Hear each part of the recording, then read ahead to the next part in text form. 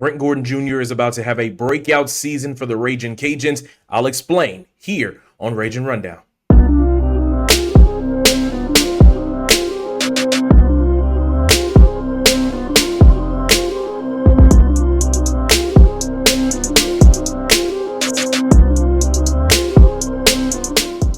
What's good, ladies and gentlemen, and welcome into another episode of Ragin Rundown. All Cajuns all the time. I'm your guy, Jamarcus Fitzpatrick, but you can always call me Fitz. And in today's episode, we will be talking about defensive back Brent Gordon Jr. and why this season, just his sophomore season, is going to be a huge one for the former Cecilia product.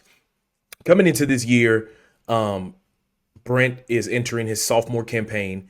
Last season as a true freshman, he played in 12 of the 13 games that the Cajuns had last season, and he started in 11 of them. He was given the keys to the car, and he never gave them back when it comes to that starting role.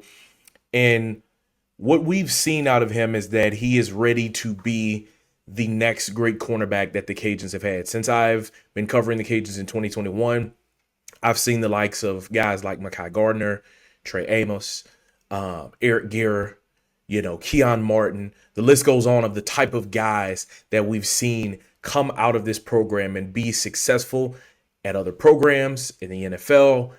The list goes on and on about how talented the Ragin Cajuns have been with DBs. And right now it looks like Brent Gordon is well on his way to being that next guy. So despite him being young, Coach Des has described him as a veteran player, and we're going to hear from him exactly why he was talking about that in just a second.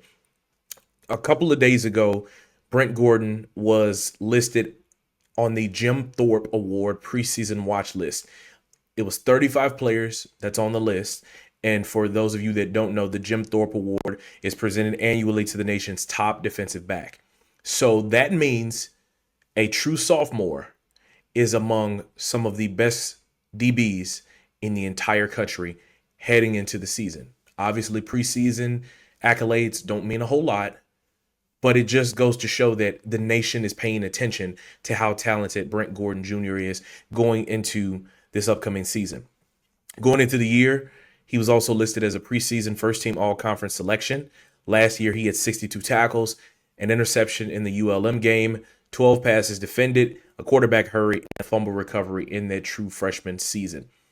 And because of his skill set, what Louisiana was able to do was kind of start utilizing him in multiple responsibilities. And it was something that I noticed specifically in the spring first, and then it came up again in fall camp during the first scrimmage that we were able to watch. So that was one of the biggest takeaways from that scrimmage, is that Brent Gordon Jr. was not only playing as the outside corner, the boundary of field corner, the outside corner, he was also playing in the slot, the nickel position, or in the Cajuns defense, the star position. Typically, that DB comes in when the Cajuns are not in a 4-3 set where they have 4 down linemen, 3 linebackers. When they're in the 4-2-5 set, meaning 4 down linemen, 2 linebackers, 5 DBs, they'll take out a linebacker, and they have that star who has the ability to bump into the run game and come into the box, but can also cover. That's typically a safety, a corner, or even some kind of freak athlete linebacker, similar to like how LSU was using Harold Perkins a couple years ago. Nonetheless, Brent was used on the outside and also on the inside. Now, for some, it would seem like, well, all DBs are doing the same thing, but that's not the case. Deep safeties have different responsibilities than what the nickel corner has. The outside corner has different responsibilities than what the inside corner has. They're playing against different type of receivers. So think about it this way. Brent Gordon as an outside corner is facing off against guys like Sheldon Sampson. Your number one receiver, big guys, physical receivers that are going to run in a lot of outside hitting routes, out routes, go routes, comebacks, things of that nature. There's more to the route tree, but just things of that nature, trying to get you in the mindset to see what the difference is. The inside corner is facing off against guys like Russell Babineau and Trenton Chaney. Shifty, sometimes smaller, quick guys that are running a lot of shorter intermediate routes, drag routes, whip routes where they're, going one way and then pivoting back out and going the other way. Things that allow them to be in kind of more spaced type of route concepts.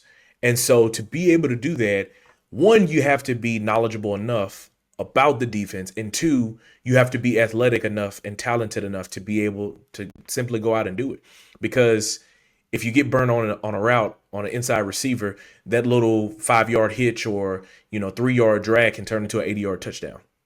So to see that Brent was utilized in that skill set was something that really was eye-opening to me. And so in his last media availability, I asked Coach Desormeaux about what does that say about Brent's ability, for the simple fact that they're able to cross-train him at two different positions. And here was his answer. Well, I think this stems back to last year, right? Whenever we lost, this is a twofold kind of answer to your question. Like, last year when we lost Elam at nickel, it affected us on defense probably maybe more than we thought it would. We have Elam and Brent both playing inside and outside. They give us really good depth there. I think it takes a mature player, and it takes a guy that really understands what you're doing on defense to be able to switch positions and move. It means they understand how the whole thing fits. And Brent, he's a veteran. I mean, he's a true sophomore, but he's a veteran. I mean, he started 11 games last year and played really well in those games. He's got a lot of reps. The guy practices like a pro every day. He's focused and intent on what he's doing. So, a guy like him, and I don't think it's ever easy to play multiple positions, but for a guy like him, it's a whole lot easier. He and Elam both, honestly, they're so intent on what they do. And I mean, we trust them both, we need them both out there, and we need the best people in the best spots. It goes without saying, you got to have your best 11 out there situationally.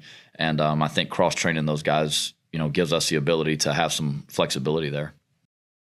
So there was a lot that Coach Des got into in that soundbite, but the main thing that stood out to me is that he said we want to have the best 11 players out on the field in different situations. And by them having Brent Gordon Jr., and we'll talk about Maurion Eleam in a second, having those guys cross-train like that allows you to have flexibility. He went back to when Eleam got hurt in the Missouri game and was out, and they had to put Trey Tomlinson in that nickel position. Trey Tomlinson filled in well, but you always want to have your starter. I don't care how you slice it.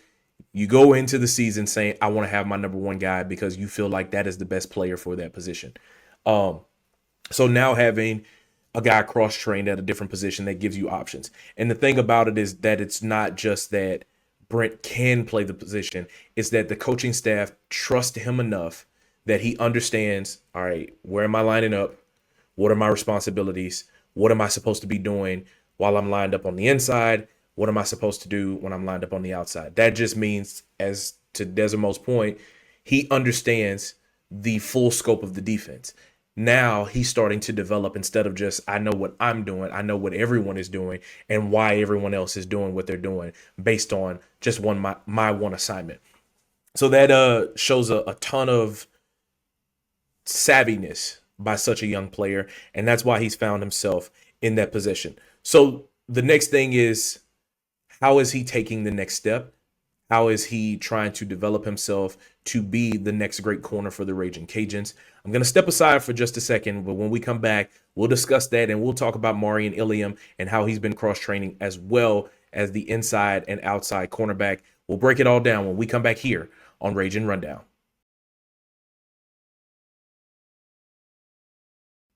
Hey guys, thank you so much for tuning into another episode of Ragin Rundown. We're going to get back into the action in just a second. But before we do, please do me a favor, like this video, share it, and leave a comment down below. But most importantly, make sure you subscribe to the channel. If you're listening, please follow the podcast feed, rate the show, and leave us a review, because that's going to help us get in front of more Ragin Cajun fans just like yourself. So Brent Gordon Jr. is very much poised to have a breakout season and become one of the next great DBs to come out of Louisiana. On report day, I got a chance to catch up with him. I don't have that soundbite cut for you guys, but I can paraphrase based on the quote itself.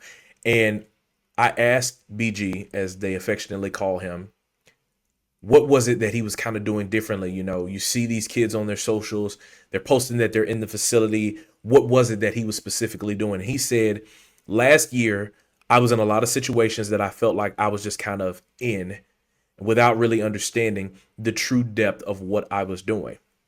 So this is a really important distinction. Like I said earlier, there's a difference between just knowing your assignment and understanding the entire defensive concept. Cover three, cover four. All right, I know I have this third of the field. How does that work for the other safety here? How does that work for the opposite corner? How does that work for the linebackers, underneath? What am I supposed to be doing? If this receiver runs this concept, how do I play it? How do I have the confidence enough to still play my assignment so I don't get beat deep down the field, but I can kind of gamble a little bit and try to go and make a play and create a turnover to give the football back to my offense? That's what he is leaning more into now, understanding what he needs to do, not just as a singular player, but in multiple positions. So, like I said, it's now about where do I need to be? And he's getting to understand, why am I here? Why is everyone else doing what they need to do? Um, as far as Maurion Eleam, he played the star position for you last year, a former walk-on guy, and was somebody that was able to eventually come back, despite the fact that he was hurt after that Missouri game and was carted off the field. And it really didn't look like it was going to be really good for him after that point. But he was able to return later in the year.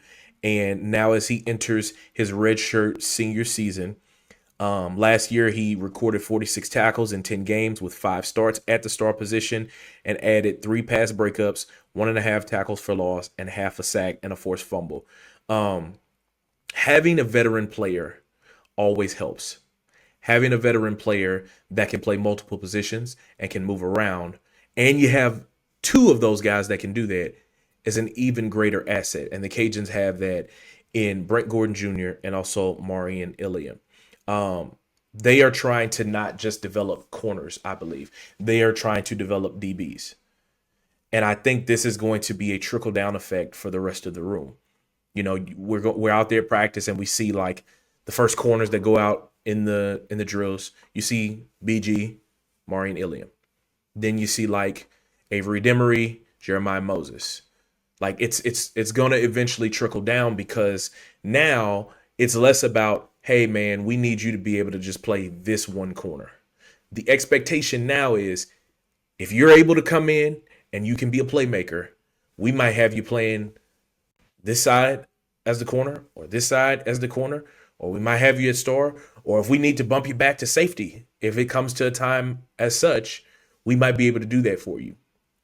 But I think that is going to make things for defensive coordinator Jim Salgado.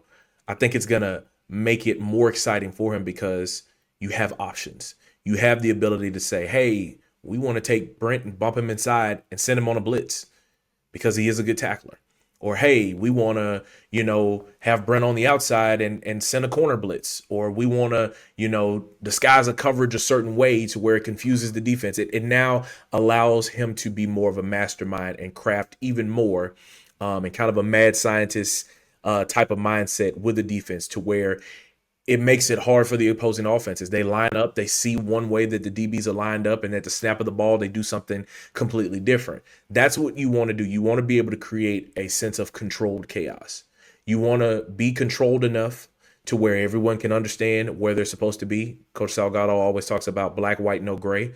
Clear cut, this is your assignment, this is what you're supposed to do. But then you also want to wreak havoc. You want to BSU, you want to blow stuff up. You want to pressure the quarterback. You want to finish and get sacks. And then you want to create turnovers as well. And by doing that and creating a positionless defensive back room, that helps and matters so much. So, like I said, when you think about things from a matchup perspective, pre-snap motion, say they play a team in the Sun Belt and their best receiver is the slot receiver, and they want to say, hey, Brent, we need you to guard him, but 80% of his snaps are on the inside. They might be able to bump him inside and put Maurion on the outside. That gives you the option to be able to do that. Or say, hey, Brent, you shut down this side of the field, and Maurion, we're going to let you roam and move with someone else. And then the eventual, expectation would be Avery, Jeremiah, Kevin, Cam Riley, all of these other young guys. This is something that could be expected of you later down the line as well. And so it creates a greater sense of the expectation in the room. It gives the defensive coordinator more option. and it opens the door for more possibilities on the defense to be even more of a disruptive unit as a whole. We've talked about in previous episodes that you can check out the defensive line, the linebacker room, how that collective unit has the potential to be really great. And then if you can get things going even greatly on the back end, where now defenses are afraid to throw the ball down the field because they think you're going to pick it off, or it's going to be a pass breakup, or it's going to be an overthrow, an incomplete pass. All they're going to be able to do is dink and dunk. And now you just have to come out and make tackles. So all this boils down to the fact that the ceiling for Brent Gordon Jr. is the sky. He has all of the talent in the world to be able to do it. The nation has recognized that this young man is a talented player. The Jim Thorpe Award has put him on the watch list, so he has the national attention. The Sun Belt picked him as a preseason first team member, so he has the conference's attention. Now it's just about him going out and proving to the rest of the world, when the ball is lined up and I'm lined up in front of whoever or whichever receiver you give me as my assignment, your number one, your slot receiver, wherever, whatever I'm supposed to do, that I'm going to be the best cornerback and the best version of myself that I can be. So, and kind of wrapping things up on this one, like I've said before, his versatility can create high production because the Cajuns truly trust him. The Jim Thorpe Award committee has taken notice of him. Coach Desormeaux believes that he has the maturity to play those multiple positions. And he believes and understands the concept of the defense as a whole rather than just that one assignment. So it's going to be exciting to see how it all pans out for him when we get to September 5th, when the Cajuns take on Lamar. Until then, they have one final scrimmage that will happen on Saturday. I will try my best to get out there and be able to get some notes for you guys and potentially give you a wrap-up episode on that as well. So that's going to wrap up this episode of Ragin Rundown. If you've made it to this point in the episode, thank you guys so much. If you're watching us on YouTube, please do me a favor, like this video, share it, and leave a comment down below. But most importantly, make sure you subscribe to the channel. If you're listening, please follow the podcast feed, rate the show, and leave us a review because that's going to help us get in front of more Ragin' Cajun fans just like yourself. I'm your guy, Jamarcus Fitzpatrick. We'll see you guys next time.